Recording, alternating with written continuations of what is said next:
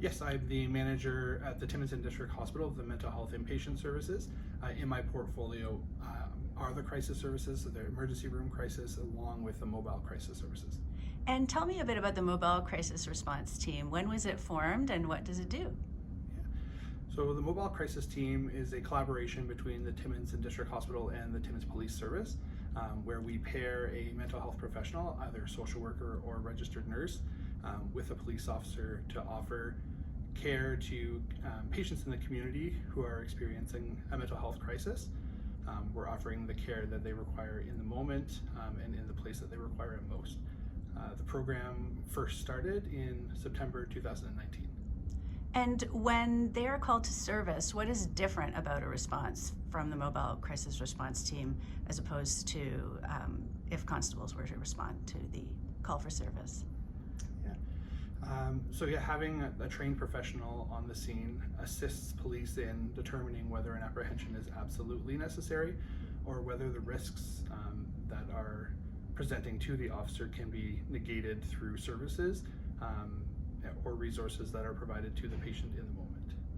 And what is that trained? Who is that trained professional? Is that a psychologist or a social worker? So currently we employ registered nurses or registered social workers in the position. And what has the impact been so far of the Mobile Crisis Response Team when it comes to wait times, and how does that work? Yeah, so we've actually seen a significant decrease in police wait times in the emergency department.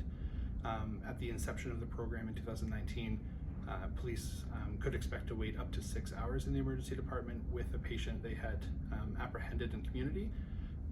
But since the mobile crisis program, the nursing or social work staff complete much of the assessment that's required in the community with the patient there prior to coming up to the hospital. So we've seen significant reductions down to between an hour and a half time that's spent in the emergency department. And how many calls have you responded to in the past year? Yeah, we respond to approximately between 700 and 800 calls a year. What will the impact be of this new provincial funding announced by George Piry's office last week for the Mobile Crisis Response Team? That's about over $280,000 in funding over 2 years. Yeah, this exciting investment allows us to increase the hours of operation of our mobile crisis team. Prior to receiving the funding, we have our staff working the busiest hours that were identified through dispatch for mental health calls, which was 11 in the morning until 11 at night.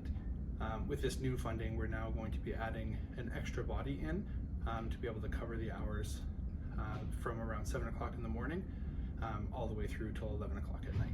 So Morgan, what advice or tips would you have for the public if they should encounter someone going through a mental health crisis out in the community in their day-to-day lives? Yeah, I would just remind everyone to be calm and respectful and just be cognizant that this person is going through one of the worst days of their lives and to treat them the way that you would want to be treated if you were going through the worst day in yours.